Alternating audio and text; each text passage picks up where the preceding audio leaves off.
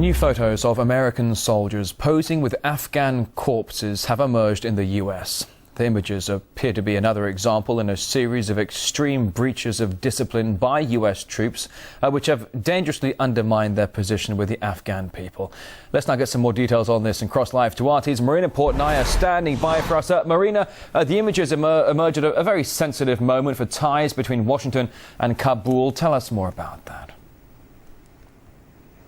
That's right, Rory. A very sensitive moment, and these images are quite grim. So grim that the U.S. Department of Defense did specifically ask the LA Times not to publish these photos. But the paper said that it was responsible to report objectively on the U.S. mission in Afghanistan and decided to move forward publishing these photos. Now, in these photos that were taken in 2010, you could see U.S. paratroopers grinning while either holding body parts of Afghan corpses or squatting beside Afghan corpses, and they were smiling or making different gestures to the camera, the U.S. paratroopers. According to the LA Times, a total of 18 photos were provided to them by one U.S. soldier under the condition of anonymity, and according to the LA Times, this U.S. soldier said that he wants these photos to draw attention to the breakdown in leadership and discipline that is taking place in Afghanistan, and as this U.S. mission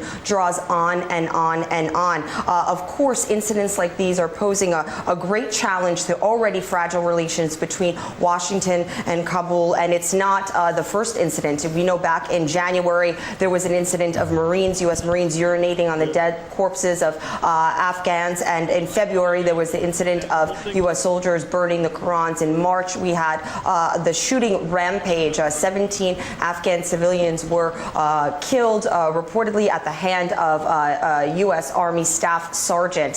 So clearly this shows that this long U.S.-led war in Afghanistan, it's taking quite a toll on the U.S. soldiers. It is challenging and compromising the relations between the United States and Afghanistan. And all of this is happening, Rory. All of this news is coming as NATO ministers are meeting right now in Brussels to discuss the future of Afghanistan after the international coalition pulls out. So clearly a very delicate and sensitive situation, being even more compromised with these new grim photos being published of the U.S. paratroopers in 2010 posing with the corpses of Afghans. Indeed, Marina, as you say, America meeting with its allies in Brussels today, trying to ask for $1 billion in funds per year to further finance the Afghan security operation once they leave that country. RT's Marina Portnaya in New York. Thank you. Well, meantime, former Afghan MP Dawood Sultanzoy thinks that besides posing a threat to relations between his country and the US, this scandal will contribute to NATO leaving behind one grim legacy. Biggest legacy that it would leave if it doesn't address the problems that will be left behind would be that we will think of the West, the Europeans and the Americans, as the softer generation who are looking for instant gratification. Even in wars like this, they expect instant coffee and hamburger results of fast food restaurants in this kind of a war.